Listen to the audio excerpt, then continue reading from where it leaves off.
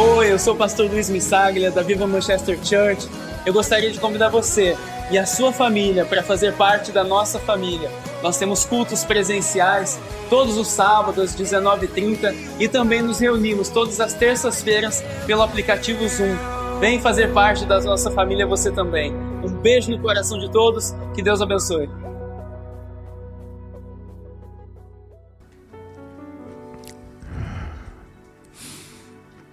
A minha palavra nos últimos tempos ela tem sido só uma. E eu lembro muito do Nilson Júnior, irmão do Luiz Hermínio, quando ele fala: eu sou um homem de apenas uma palavra. Pode ser elas de formas diferentes, mas elas só falam a mesma coisa.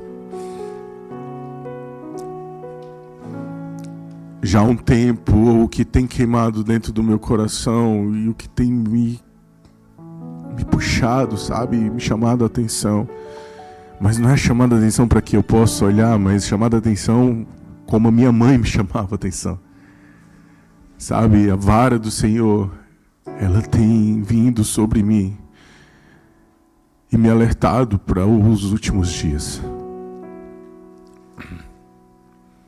Por que realmente eu estou aqui?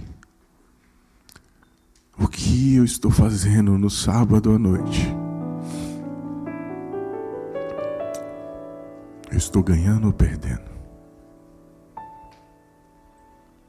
Por muitas vezes eu perco tempo porque eu só o sirvo por práticas, por religiosidade, pelo costume de estar aqui. Porque eu tenho que abrir a igreja, porque eu tenho que montar o som, porque eu tenho que louvar. Mas a quem eu estou louvando?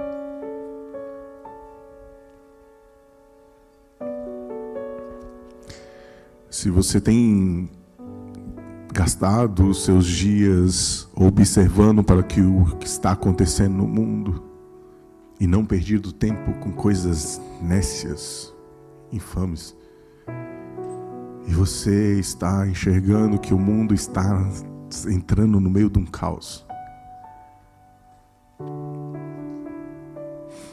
guerras e mais guerras, o desejo humano de se apossar, de ter mais. Quantas coisas estão sendo reveladas neste tempo, que só mostram que a palavra está para se cumprir. Queridos, para que o anticristo possa se revelar e ele possa assumir um poder de trazer a paz mundial, é necessário o caos. Não é à toa tudo que está acontecendo. E isso só me chama atenção para que temos pouco tempo para nos arrumar, para limpar as nossas vestes.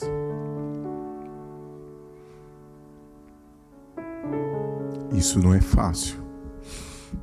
Deixar as nossas práticas de lado, como os feeds do Instagram, os reels. Às vezes você fala, vou ver só um pouquinho, mas quando eu vejo já passou horas que eu poderia ter lido bastante a palavra, orado, meditado. Mas o meu cansaço do dia a dia, meu corpo doendo, necessita de sentar, relaxar, e eu falo para minha esposa que eu estou desligando a minha mente para pensar um pouquinho diferente. Quanto tempo eu tenho perdido? E o Senhor tem me chamado muita atenção. Até quando que eu vou ter tempo para perder? Quando nós começamos a ler a palavra, nós vemos que o Senhor criou Adão e ele vinha ter com ele. O Senhor era o governo sobre o homem. O Senhor dava as instruções e Adão as cumpria. Mas o seu pecado afastou o Senhor. E ele precisou se virar, trabalhar pesado pelo seu alimento. Mas em todo o tempo o Senhor agiu com graça. E nós vemos Ele levantando homens para salvar novamente a nação. Até um ponto que o Senhor chama Abraão e fala que a partir dele Ele vai fazer um povo que é seu, que é escolhido. Um povo que deve adorá-lo. Deus pega Abraão, tira da terra dos seus pais, da sua família. Como pode o Senhor querer que eu saia de perto da minha família? Por quê? Mas era necessário que Abraão tivesse uma mente ligada somente ao Senhor e deixasse de lado as práticas erradas dos seus pais. Quando eu olho para a minha vida, para trás, eu tenho que ser muito grato por poder hoje estar aqui, tendo a oportunidade de repente falar um pouquinho da palavra dele. Quando eu olho para a minha família e vejo tudo desconexo. Desde novo, sempre fui para a igreja com os meus vizinhos. Minha mãe me ensinou a orar e a importância da Bíblia, mas nunca me levou na igreja. Meu irmão e meu pai gostam muito mais de um bar. E eu pergunto, Senhor, como que o Senhor me trouxe até aqui? Quando olho para toda a minha família, eu tenho sim um tio que é presbítero, que está firme, mas eu não tinha relacionamento com ele. Não tinha todos os dias, ele não me sentava comigo para me dar direção. É só a mão do Senhor para que eu pudesse hoje criar minha filha nos evangelhos, para que eu tivesse a oportunidade de pedir perdão, de pedir para o Senhor sondar meu coração e ver o que há de errado para que eu possa consertar. Quantas vezes nós deixamos as coisas que o Senhor tem feito passarem desapercebido? Quantas vezes não somos gratos pelo que o Senhor tem feito? Você já parou para olhar do seu lado quem está com você? Como que essa pessoa foi parar do seu lado? Como o Senhor concedeu ela para ti? O tempo que você tem com seu filho, a oportunidade de visitar seus pais, seus avós.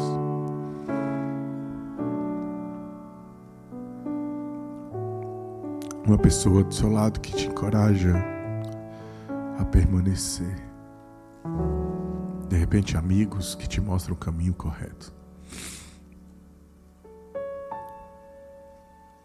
A partir de Abraão, o Senhor levanta uma nação. Mas o homem continua corruptível. E escolhe os caminhos errados. Eles caem novamente.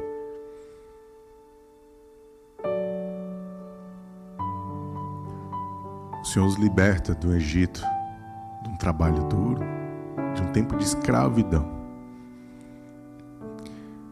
e levam eles para uma terra prometida. Porém, era necessário passar por meio de um deserto, que segundo teólogos era para ser por 4 dias, mas a reclamação do povo, a murmuração e olhar para trás faz com que eles permaneçam 40 anos circulando.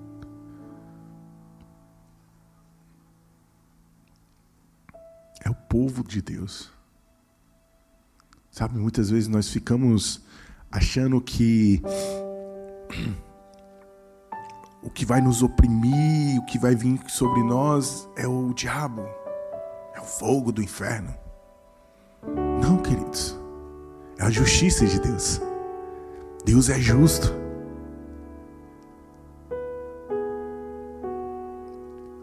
Ele tira todos e só 2 pessoas daquele povo entram na terra prometida por causa da sua obediência, porque creram naquilo que o Senhor prometeu e falaram: se o Senhor é comigo, eu vou cumprir, eu vou conquistar toda essa terra.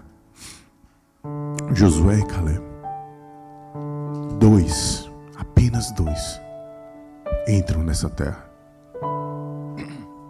É necessário dizimar toda uma geração. E a todo tempo, no meu entendimento, o Senhor quer apagar os maus costumes. Porque aquele povo que saiu do Egito carregou de lá adoração a outros deuses. E a todo tempo queriam voltar. Vocês já pararam para pensar e falar assim: o Senhor se revela ao povo, levanta um homem para poder libertar. Fala que vai entregar maná, terra que gera leite e mel. E o povo quer voltar para comer cebola e fazer tijolo? Tem hora que nós...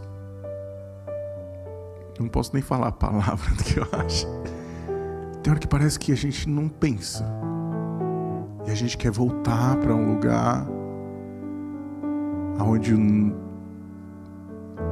nosso corpo está acostumado, mas é um lugar de pecado, é um lugar de sofrimento, porque os nossos olhos estão fechados, porque não queremos abrir o nosso coração para que o Senhor mostre o caminho correto a seguir.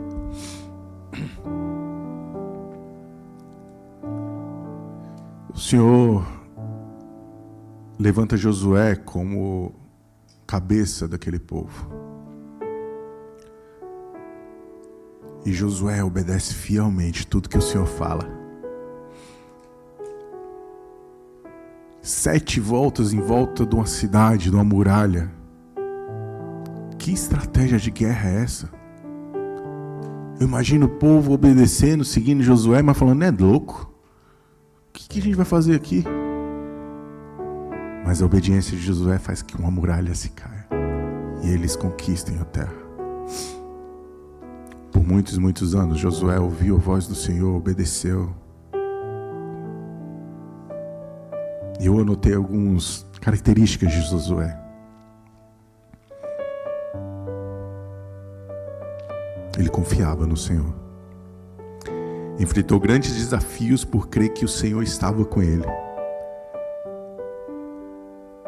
Às vezes a gente pensa que agora eu batizei e não vai acontecer nada na minha vida. Estou blindado.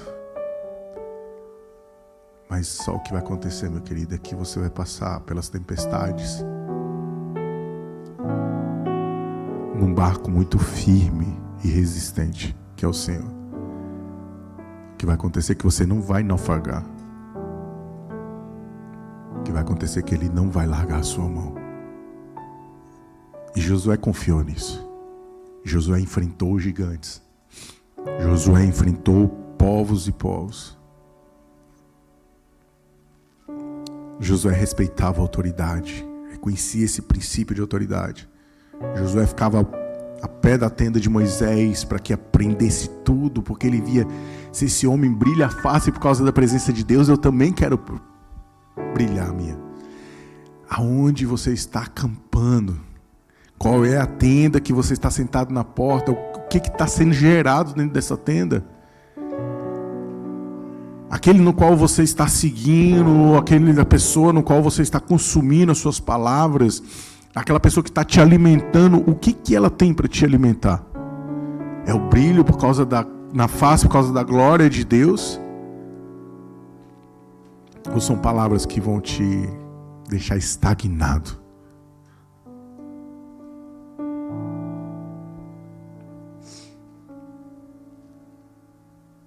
Mesmo cometendo erros, Josué tinha uma vida claramente na dependência do Senhor.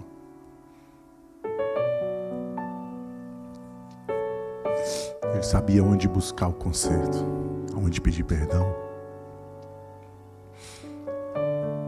Ele voltava ao Senhor em jejum, em oração. se lançava aos seus pés para saber como consertar.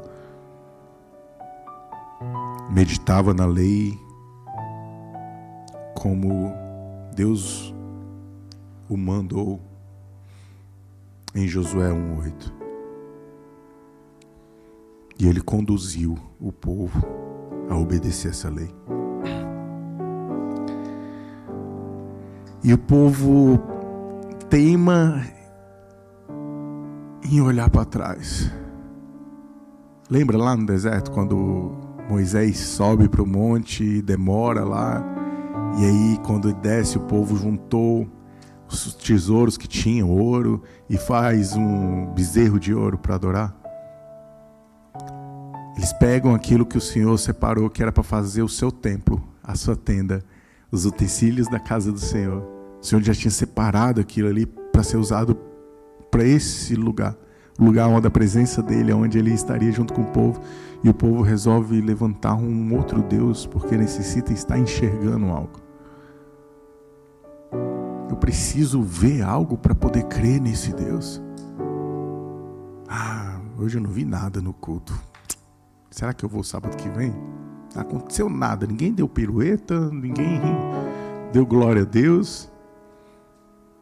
E se for por causa disso, aqui tá difícil, porque realmente a gente nunca escuta um glória a Deus aqui na igreja. A gente é mais quietinho, né? E aí o povo começa com essas práticas más novamente. Mas Josué é firme. E ele vira para o povo, no livro de Josué, no capítulo 24, versículo 14 e 15, ele fala: agora, pois, temei ao Senhor e servi-o com integridade e com fidelidade. Deitai fora os deuses aos quais serviram vossos pais, da além do Eufrates e no Egito, e servi ao Senhor.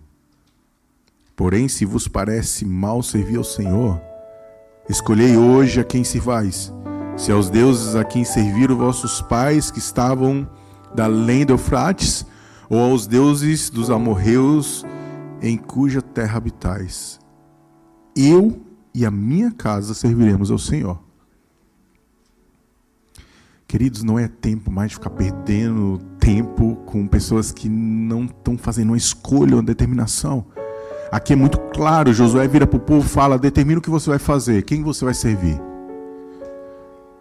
Me desculpa, mas tem muitas pessoas perdendo tempo na igreja e que não vai chegar a lugar nenhum. Você está só assistindo o culto ou você está fazendo o culto, você está cultuando?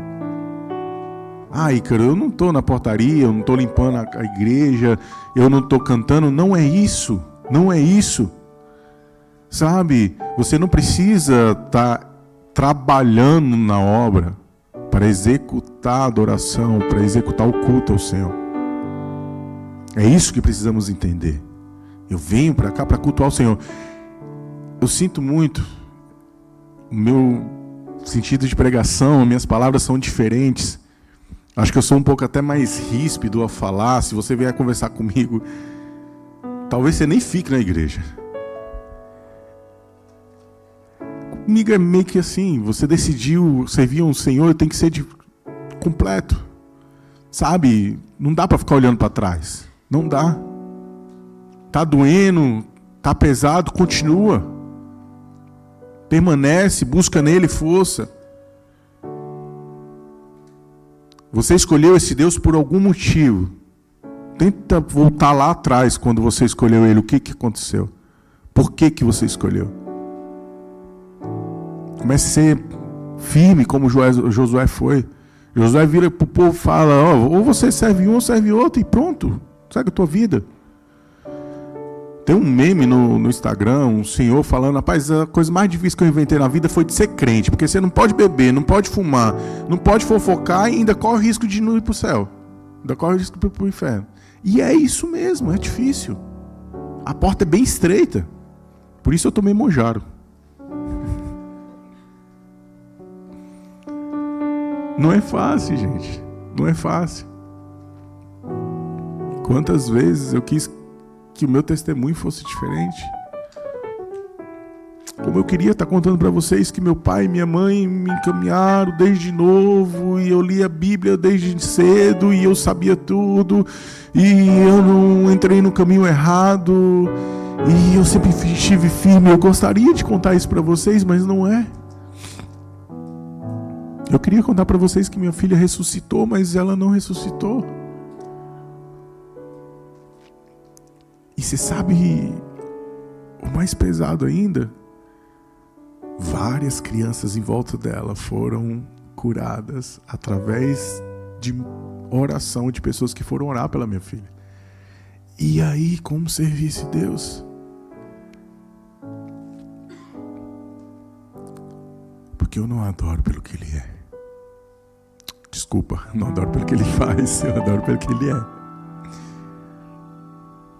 E Ele vai continuar sendo Deus, seja você magoado com Ele ou não.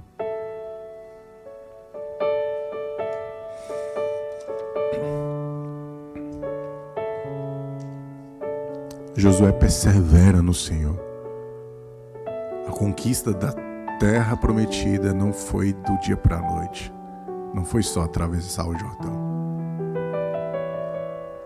Foram anos batalhando, lutando para alcançar essa terra. Às vezes você recebeu uma palavra do Senhor que você faria parte daquilo que Ele está fazendo. Mas Ele fala as coisas meio que em códigos e pedaços, né? Fala, ó, vai para aquela terra que eu vou te abençoar lá. Aí você chega aqui na Inglaterra, vai dirigir van, carregar caixa, subir na marcha e tomar gelo na cara, carregar umas placas, passar dias que você precisa da cesta básica da igreja. Mas a promessa, ela não morreu.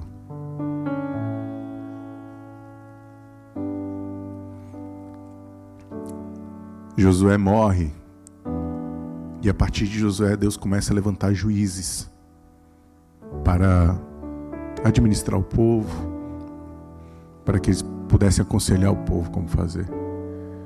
Só que no livro de Juízes você vai ler que o povo vivia cada um como queria, da sua forma, não ligava mais para a direção de que o Senhor tinha passado. Mas a misericórdia e a graça do Senhor permanece. Se você continuar lendo, sempre você vai ver o Senhor levantando homens e mulheres que permaneceram fiéis, que ouviam a sua voz para salvar o povo. Porque a história, ela continua da mesma forma. Lá atrás, quando o povo estava no Egito, eles estavam sofrendo, estavam sendo escravizados, e eles clamaram ao Senhor: o Senhor nos socorre. Ele levanta Moisés para salvá-los. Eles vão para o meio do deserto. No meio do deserto, pecam, voltam a olhar para outros deuses. O Senhor permanece com dois, levanta Josué, leva-os para a terra. Na terra, eles voltam de novo a pecar. O Senhor levanta outro homem de Deus, ensina para eles o caminho, eles voltam a pecar. Levanta Débora como juíza, mostra, batalha, vence, ensina o caminho. Passa-se um tempo, voltam a pecar. Sempre o homem volta e olha para trás e começa de novo com os seus maus caminhos, começa com suas práticas más. Não é fácil permanecer. Precisa perseverança, precisa força, precisa meditar na palavra. A gente vê aqui algo em Josué, que ele meditava na lei do Senhor. O Senhor falou para ele: medita. Sabe, quando o Senhor dá a lei para o povo ali no deserto, Ele fala: medita com os seus filhos, inculca na cabeça dos seus filhos, medita dia e noite, passa de geração em geração para que possam permanecer. Se eu não ensinar para minha filha o caminho que ela deve seguir, como ela vai seguir, gente? A nossa cultura é diferente. A nossa cultura é a cultura do céu. Precisamos ensinar para os nossos filhos, ensinar para os nossos colegas que a nossa cultura é a cultura do céu. O que os seus amigos de trabalho estão vendo em você? Qual é a cultura que eles estão enxergando? O que eles vão testemunhar a partir de você? Quando eles se reúnem separadamente, o que eles falam? Lá no meu trabalho já está muito bem definido, e eu fiquei sabendo esses dias.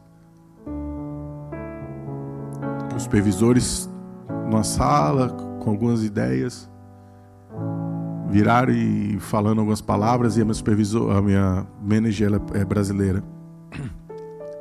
E aí os ingleses queriam saber algumas palavras, que quando você fala que é brasileiro, a única coisa que os homens querem na obra é saber algumas palavras que infelizmente não dá para se comentar.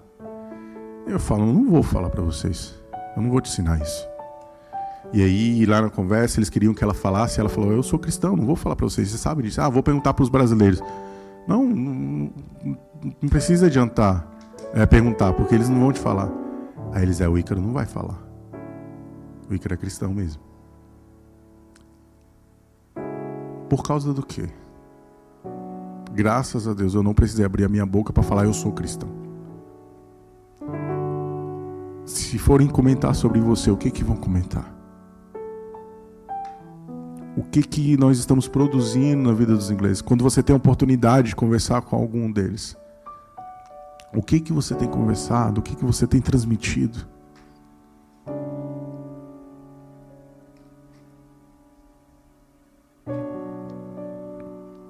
A partir do livro de Juízes, a gente vê o povo toda a vida voltando e caindo novamente. E a misericórdia do Senhor vem. Até que num tempo, Eli, como profeta, já não age como tem que agir, já não cumpre a lei como tem que cumprir, e seus filhos começam a usurpar da sua autoridade e começam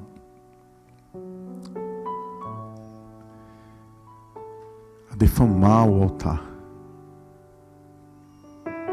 E o Senhor levanta um homem de Deus e fala para Eli, em 1 Samuel, capítulo 2, do versículo 27 ao 35. Veio um homem de Deus a Eli e lhe disse, assim diz o Senhor, não me manifestei na verdade à casa de teu pai, estando os israelitas ainda no Egito, na casa de Faraó? Eu o escolhi dentre todas as tribos de Israel para ser o meu sacerdote, para subir ao meu altar, para queimar o incenso e para trazer a estola sacerdotal perante mim. E dei à casa de teu pai todas as ofertas queimadas dos filhos de Israel. Porque pisais aos pés dos meus sacrifícios e as minhas ofertas de manjares que ordenei se me fizessem na minha morada? E tu, porque honras teus filhos. Olha que coisa interessante. Porque honras a teus filhos mais do que a mim. Que coisa pesada.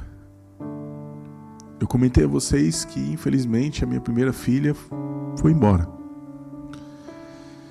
Eu escolhi o nome dela quando ela estava para nascer. O nome dela era Isabela, consagrada a Deus. Queridos, vigia quando vocês forem escolher os nomes. Era dele.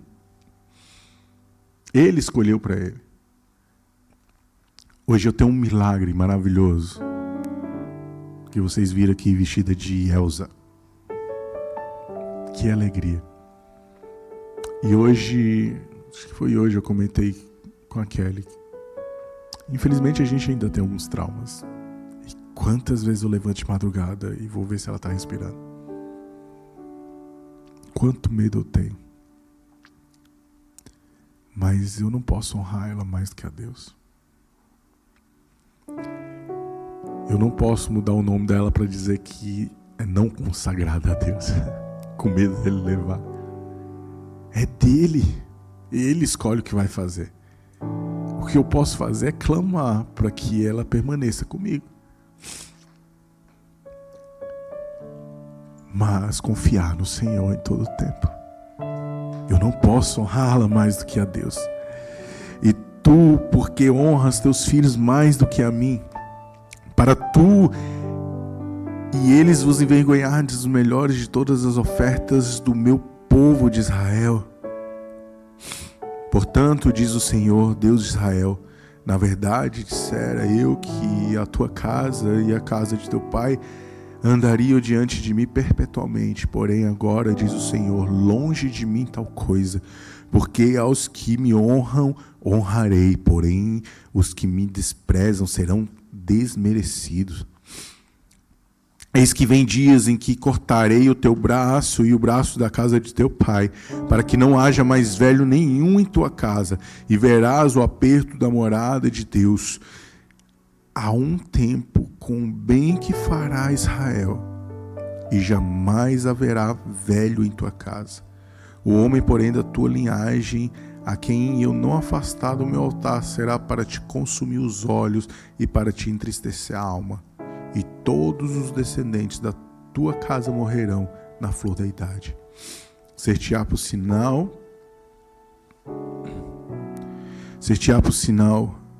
o que sobrevirá a teus 2 filhos, Ofni e Finéias, ambos morrerão no mesmo dia. Então suscitarei para mim um sacerdote fiel, que procederá segundo o que tenho no coração e na mente. Edificar-lhe-ei uma casa estável, e andará ele diante do meu ungido para sempre. Nesta parte, nós achamos que o Senhor está falando de Samuel.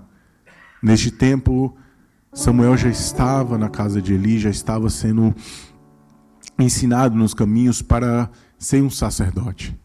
Se você for ler 1 Samuel, você vai ver que existia uma mulher por nome de Ana, na qual orava muito para ter um filho. Mas o Senhor só responde a Ana e gera o filho quando ela resolve entregar o filho de volta para Deus.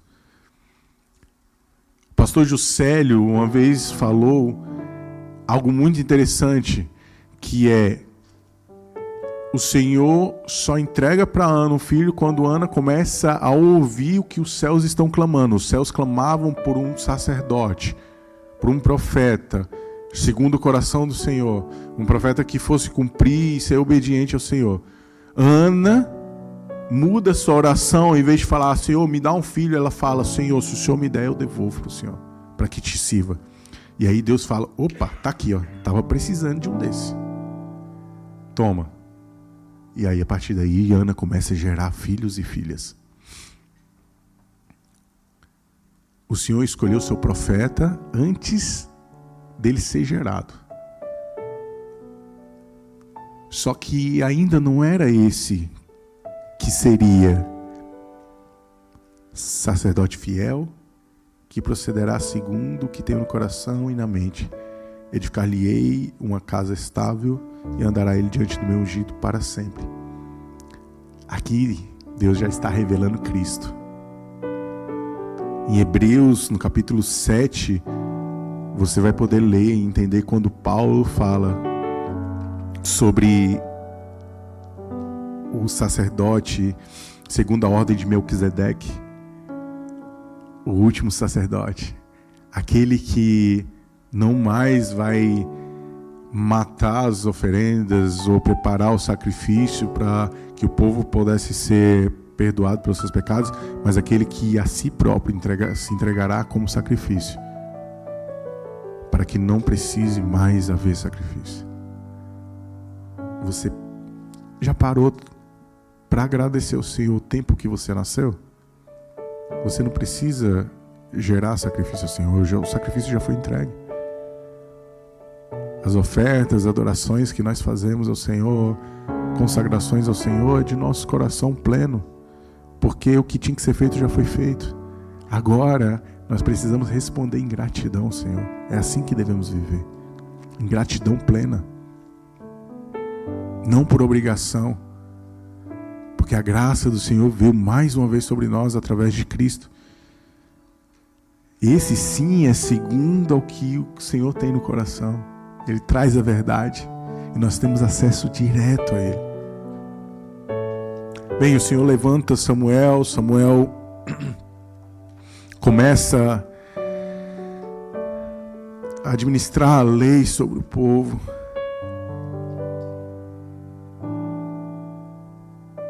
E aí, no livro de 1 Samuel, capítulo 2, 1 Samuel, capítulo 7, do versículo 2 ao 12, nós temos Samuel se levantando e perante o clamor do povo, porque eles estavam muito oprimidos, sofrendo opressão de outros povos por causa do seu pecado, por causa do pecado dos filhos de Eli. Novamente o povo passa por opressão, passa a ser perseguido, e aí o povo clama, e Samuel fala: então vieram os homens de ensina o povo como buscar o Senhor verdadeiramente para que possam ser salvos. Capítulo 7, versículo 2 fala o seguinte: sucedeu que desde aquele dia a arca ficou em Kiriat-Jearim, e tantos dias se passaram que chegaram a 20 anos. E toda a casa de Israel dirigia lamentações ao Senhor. Falou Samuel a toda a casa de Israel, dizendo: se é verdade, se é de todo o vosso coração que voltais ao Senhor, tirai dentre vós os deuses estranhos e os astarotes, e preparai o coração ao Senhor, e servi a Ele só, e Ele vos livrará das mãos dos filisteus. Então os filhos de Israel tiraram dentre si os Balaíns e os Astores e serviram só ao Senhor. Disse mais Samuel: congregai todo Israel em Mispa, e orarei por vós ao Senhor. Congregaram-se em Mispa, tiraram água e a derramaram perante o Senhor. Jejuaram aquele dia e ali disseram: pecamos contra o Senhor. Eles reconheceram finalmente que estavam errados. Eles ouviram o profeta, jejuaram o Senhor, lançaram fora suas práticas maus, suas adorações a deuses estranhos. Nós pensamos que, eu não adoro deuses estranhos. Será? Será que não estão camuflados esses deuses estranhos? Quantos filmes e séries nós temos colocado na nossa casa que tem rituais pagãos? É só um filme que eu estou assistindo e está sendo profetizado na sua casa palavras que muitas vezes você não entende. Portais estão sendo abertos para que outros deuses tomem de conta das suas casas. Porque a sua carne precisa se saciar com entretenimento. Porque Cristo não é mais suficiente. Eu gosto muito, sim, de sentar, de assistir seriados. Eu estava comentando com um colega no trabalho esses dias que tinha um seriado que eu quis assistir porque conta um pouco da história de onde nós vivemos. Só que eu comecei a me sentir incomodado porque existiam tantos rituais a deuses estranhos. E aquelas palavras eram proferidas e eu não entendia o que ela estava falando. E eu comecei a me sentir mal. Eu já não dormia direito. Algo me incomodava, eu sentia um peso. E eu parei de assistir esse seriado. Às vezes a gente pensa que não tem nada a ver. Sabe, há muito tempo eu ouvia falando... a pregação sempre... não tem nada a ver, tem nada a ver, tem nada a ver. E isso continua. Muitas pessoas pensam que tem nada a ver. Nós confundimos, às vezes, adoração ou zelo com religiosidade. Nós precisamos encontrar o caminho no meio disso. Não sermos religiosos, mas também não tratarmos as coisas do Senhor, as coisas espirituais, de qualquer forma.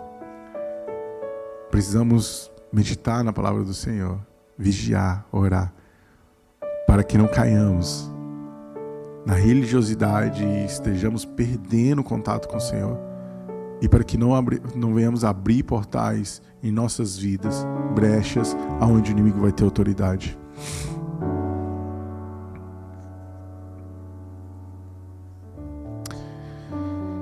Enquanto Samuel oferecia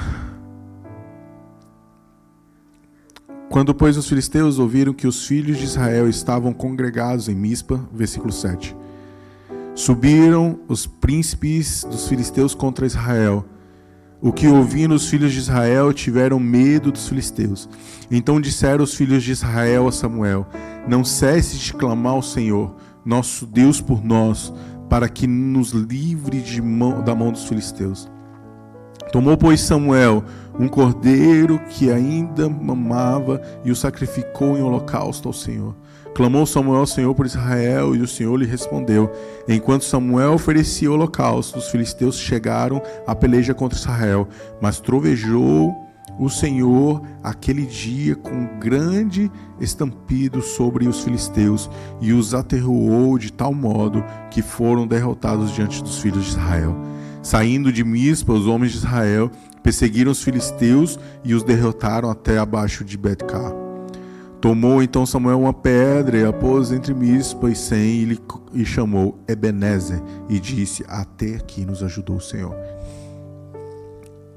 O povo, aflito, com medo de morrer, volta o clamor ao Senhor. Queridos, cuidado para não voltar o clamor ao Senhor só no momento de aflição.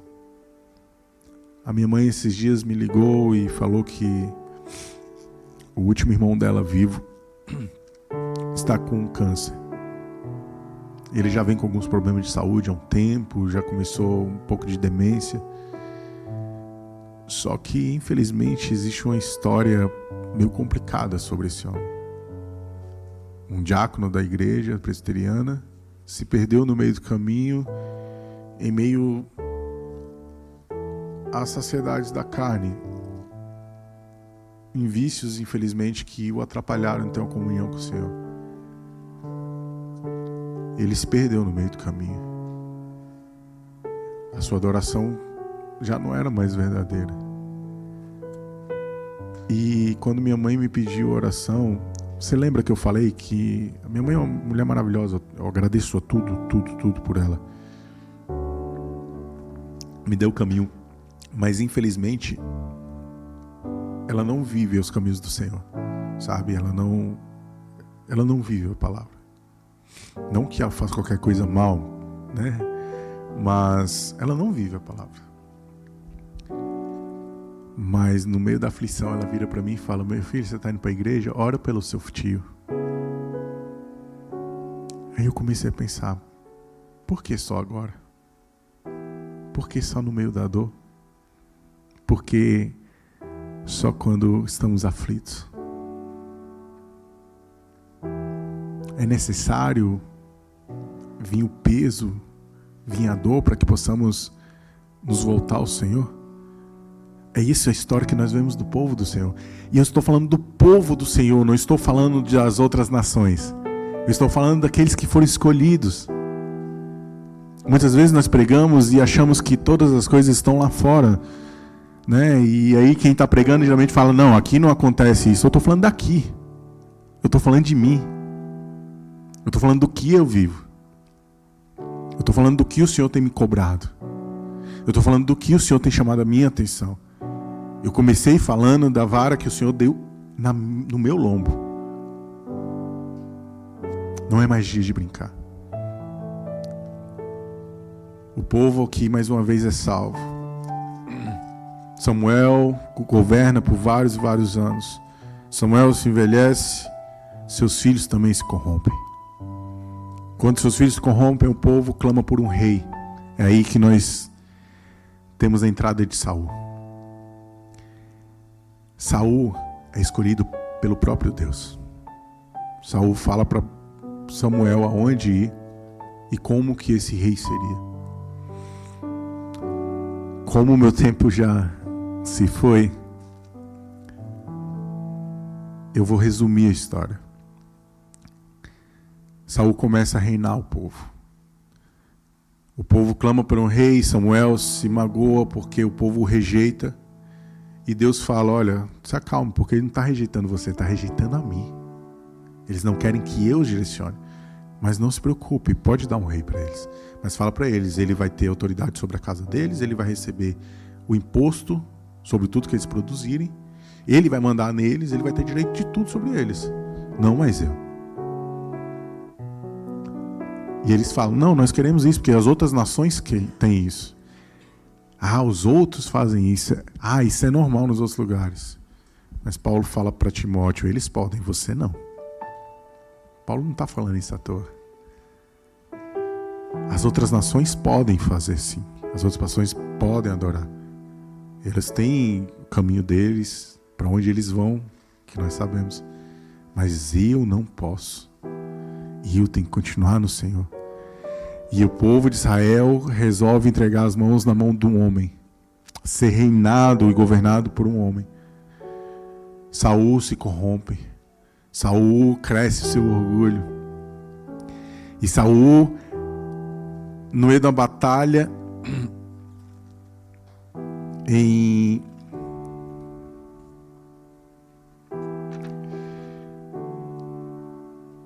Primeiro Samuel, capítulo 8, versículo 1 ao 9.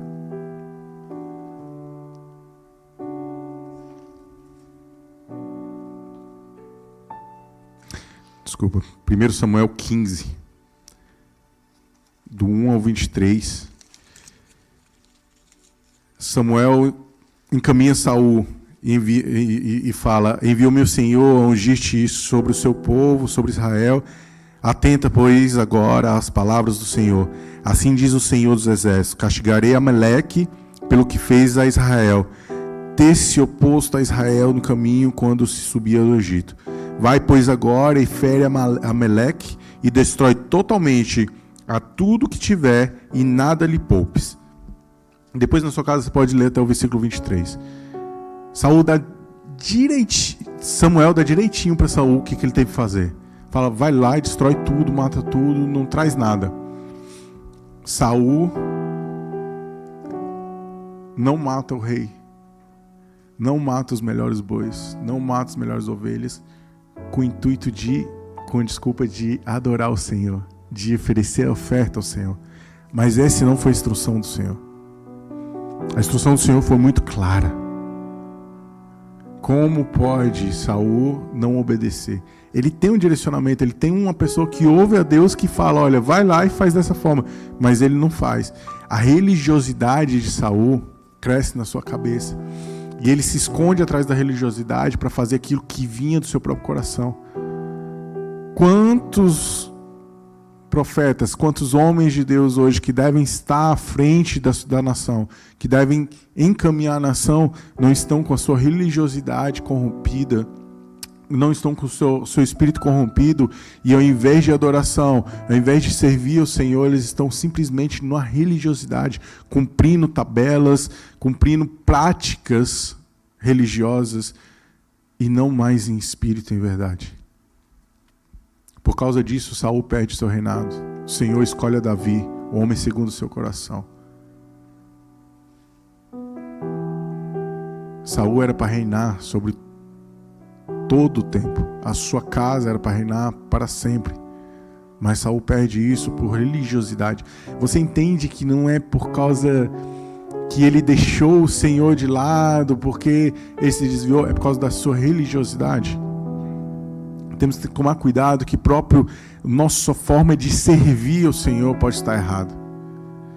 E aí o Senhor escolhe Davi. Davi é levantado como rei, porém demora 20 anos para assumir. Mas Davi é totalmente diferente de Saul. Davi tem um entendimento de confiança plena no Senhor. Davi, como a gente pode olhar para Josué e comparar Josué e Davi. A mesma questão de confiar plenamente no Senhor. Quando Golias vem contra a nação de Israel, quando os filisteus vêm contra a nação de Israel, ninguém tem coragem de ir contra ele. Quando o Senhor escolhe Saul, Saul era o mais alto de todos, Saul era o mais forte de todos. Por que Saul não foi batalhar contra Golias? Mas Davi, como um homem pequeno, corajoso, com fé, me lembra muito da minha mulher, pequeno, corajoso, com fé. Mas amém, Senhor, obrigado. Davi fala, ele está indo contra o meu Deus, eu sei o Deus que eu sirvo. Ele vem contra mim contra a espada, mas eu vou contra ele com meu Deus. Davi não foi contra ele com a funda, como nós pregamos, com a pedra. Davi foi contra Golias com Deus. Ele sabia quem estava na frente dele. Ele era corajoso, confiava no Senhor, enfrentava as batalhas confiava na mão do Senhor. Um adorador pleno que não precisava estar na frente de ninguém para estar cantando, não precisava estar na frente de ninguém para estar clamando ao Senhor, fazendo seus poemas, falando ao Senhor. A palavra fala que ele estava no meio do cerrado com as suas ovelhas, e as suas ovelhas ouviam as suas canções para o Senhor. Davi tem a oportunidade de matar Saul, mas Davi reconhece a autoridade que Saul tinha, porque Saul foi escolhido e ungido por Deus. Davi vai lá e corta só um pedacinho do manto de Saul, para provar: olha, eu tive a oportunidade, mas eu não te matei porque você é ungido do Senhor, e eu não quero te matar, eu não estou contra você. Saul fica cego e começa a perseguir Davi. Saul começa a colocar desculpa em todas as coisas, mas não reconhece o seu erro. Até que Saul morre. Davi assume o reinado. Mas Davi é homem. E Davi cai. Davi peca. Aí é a diferença. Em todo o tempo eu comecei a falar sobre a questão de como não devemos ser. Não devemos deixar o nosso orgulho nos corromper. Não devemos deixar a nossa religiosidade nos afastar do Senhor e estar aqui simplesmente para cumprir tabela, e só porque eu tenho que ir, porque as pessoas têm que me ver, porque o pastor tem que ver que eu estou na igreja. E a diferença toda no que nós devemos ser é ter um coração quebrantado, disposto a se arrepender. Porque nós vamos pecar. Vamos cair. Muitas vezes colocamos confiança em homens e mais homens, porque eles falam bonito, que pregam bonito, que a gente vê a mão do Senhor e eles são realmente ungidos. Mas a diferença toda é como que está o coração desse homem. Ele está disposto a se arrepender como Davi se arrependeu? Ou não? Davi está na sua casa e o profeta vem e o repreende pelo seu pecado. E aí Davi fala: eu pequei contra o Senhor. E para terminar, eu só quero ler o Salmo 51, no qual Davi proclama o seu arrependimento. Compadece de mim, ó Deus, segundo a tua benignidade, e segundo a multidão das tuas misericórdias. Apaga as minhas transgressões. Lava-me completamente da minha iniquidade e purifica-me do meu pecado. Pois eu conheço as minhas transgressões e o meu pecado está sempre diante de mim. Pequei contra ti somente, e fiz o que é mal perante os teus olhos, de maneira que serás tido por justo no teu falar e puro no teu julgar. Eu nasci na iniquidade e em pecado me concebeu minha mãe.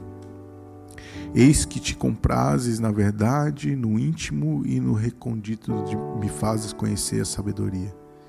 Purifica-me com esopo e ficarei limpo. Lava-me e ficarei mais alvo do que a neve. Faz-me ouvir júbilo e alegria, para que exultem os ossos que esmagaste. Esconde o rosto dos meus pecados e apaga todas as minhas iniquidades.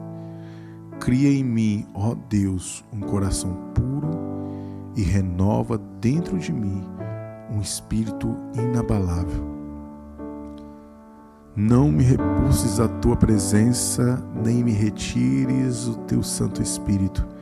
Restitui-me a alegria da tua salvação e sustenta-me com o espírito voluntário. Então ensinarei aos transgressores os teus caminhos, e os pecadores se converterão a ti. Livra-me dos crimes de sangue, ó Deus, Deus da minha salvação, e a minha língua exaltará a tua justiça. Abre, Senhor, os meus lábios, e a minha boca manifestará os teus louvores. Pois não te comprazes em sacrifícios, do contrário, eu te daria. E não te agradas de holocaustos. Sacrifícios agradáveis a Deus são o espírito quebrantado, coração compungido e contrito. Não o desprezarás, ó Deus. Faze bem a Sião, segundo a tua boa vontade. Edifica os muros de Jerusalém. Então te agradarás dos sacrifícios de justiça, dos holocaustos e das ofertas queimadas, e sobre o teu altar se oferecerão novilhos. Livra-me dos crimes de sangue, ó Deus, Deus da minha salvação, e a minha língua exaltará a tua justiça. Abre, Senhor, os meus lábios, e a minha boca manifestará os teus louvores. Pois não te comprases em sacrifícios, do contrário, eu os já te daria. E não te agrada de holocaustos. Sacrifícios agradáveis a Deus são o espírito quebrantado, coração compungido e contrito. Não desprezarás, ó Deus. Senhor, sonda-me, Pai. Vê se há em mim algo que não te exalta, que não te agrada. Renova-me, Senhor, todos os dias, para que os meus olhos só olhem para Ti. Para que os meus olhos só olhem para Ti. Senhor, abre os nossos ouvidos para que possamos ouvir a Tua voz, assim como Samuel ouvia o Senhor e sabia direitinho como seguir, o que fazer. Senhor, renova o meu coração para que seja igual ao de Davi, segundo o Teu. Se há orgulho em mim, Senhor, lança-o fora. Me ensina a ser humilde e contrito no meu coração para contigo. Senhor, me mostra como seguir para me encontrar contigo no grande dia. Não se afaste de mim o teu Espírito, Senhor. Jamais, jamais, jamais, Senhor, em nome de Jesus. Amém, Senhor. Amém.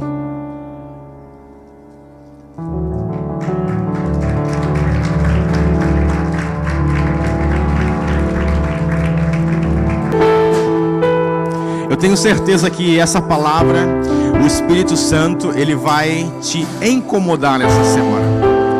Eu tenho certeza que na área em que Ele quer que você melhore, Ele vai acender uma lâmpada e te mostrar aonde Ele quer que nós venhamos a melhorar.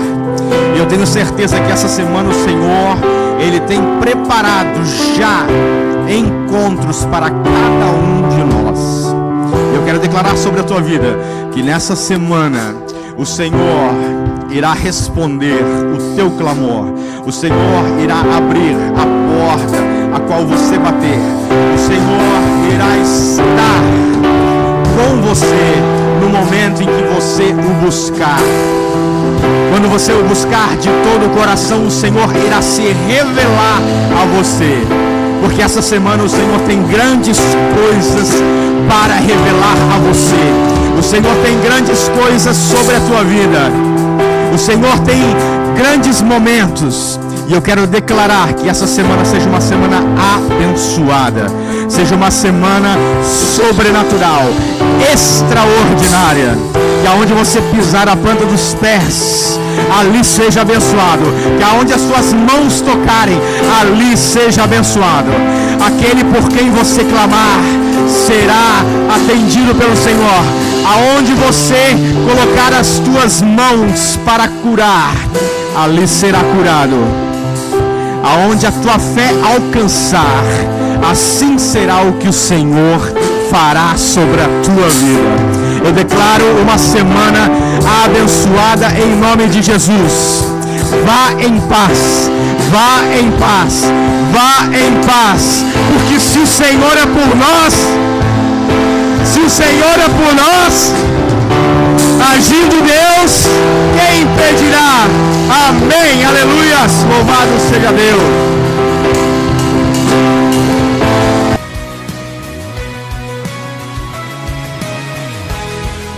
sou o pastor Luiz Missaglia, da Viva Manchester Church. Eu gostaria de convidar você e a sua família para fazer parte da nossa família. Nós temos cultos presenciais todos os sábados, 19h30, e também nos reunimos todas as terças-feiras pelo aplicativo Zoom. Vem fazer parte da nossa família você também. Um beijo no coração de todos, que Deus abençoe.